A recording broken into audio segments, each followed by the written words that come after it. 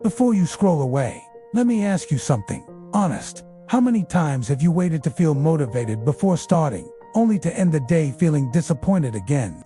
If you're still watching, it means this struggle sounds familiar, and that's exactly why this story matters. There was a morning when the alarm rang at 5 a.m., and nothing inside wanted to move. No excitement, no motivation, no inspirational quote echoing in the mind. Just heaviness. The kind that whispers, "Skip today. You deserve rest." That moment right there is where most people lose. Not because they're weak, not because they're lazy, but because they believe motivation is required to win. The truth is uncomfortable, but freeing. Motivation is unreliable. It comes and goes like weather. Discipline, on the other hand, doesn't ask how you feel. It asks who you decided to become. Top performers, whether athletes, creators, entrepreneurs, or everyday people building extraordinary lives, aren't driven by constant motivation. They're driven by systems, identity, and quiet promises they refuse to break. On the days they feel inspired, they work. On the days they feel nothing, they still work. And on the days they want to quit, they work even more gently. But they don't stop. Most people imagine success as a dramatic turning point, a viral moment, a sudden breakthrough. But real success is painfully boring. It's built in silence, repetition, and unseen effort. That's why it's so rare. Not because it's impossible, but because it's unglamorous. Think about the last time you felt highly motivated. Maybe you watched a powerful video. Maybe you read something that sparked fire. For a few days, you were unstoppable. Then life happened. Stress returned, energy dropped, and suddenly, the routine faded. Motivation didn't disappear because you failed. Disappeared because motivation was never designed to last. Discipline steps in where motivation leaves. Discipline is not punishment. It's self-respect in action. It's choosing long-term peace over short-term comfort. And the most powerful thing about discipline is that it doesn't require confidence. It creates confidence. Every time you do the work without motivation, you send a message to your brain, "I can be trusted." Over time, that message rewires how you see yourself. You stop asking, "Do I feel like it?" and start saying, "This is just what I do." High performers don't wake up feeling powerful every day. They wake up feeling human, tired, distracted, sometimes doubtful. The difference is that they've removed emotion from the decision to act. They don't negotiate with their feelings. They've already decided. There's a quiet moment that happens behind the scenes of every successful person. No cameras, no applause, just a choice. Do I show up today, or do I let today become another excuse? That moment repeats itself thousands of times. Success is simply the result of choosing correctly more often than not. Discipline doesn't mean pushing at full intensity every single day. That's a myth that burns people out. Real discipline is adaptive.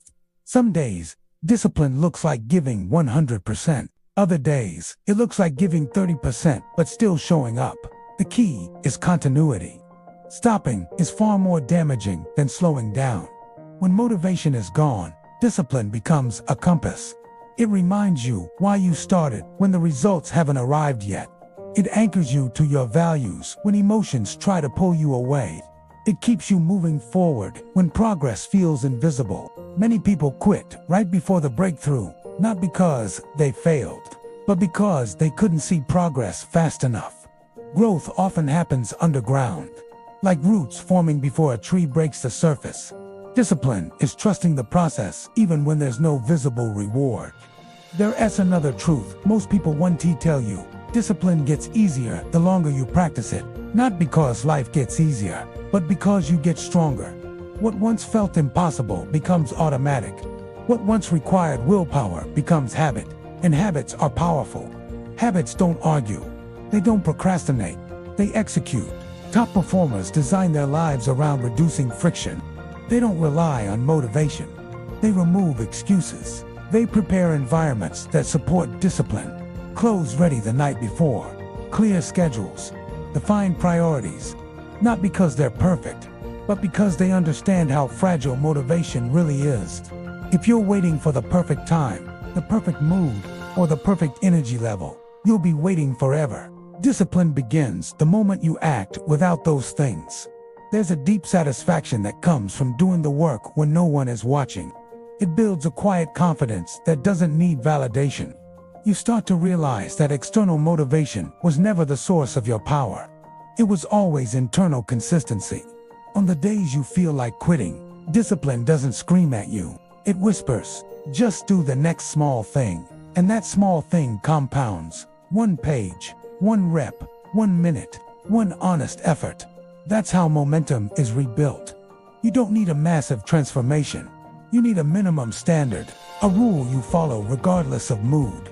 That rule becomes your identity. And identity is stronger than motivation. People who win long-term don't see discipline as restriction. They see it as freedom. Freedom from regret. Freedom from starting over. Freedom from the endless cycle of hype and disappointment. Ever feel like you read, just waiting for motivation to strike before you start working on your big goals? We've all been there, scrolling, waiting for that magical burst of energy. But here's a secret.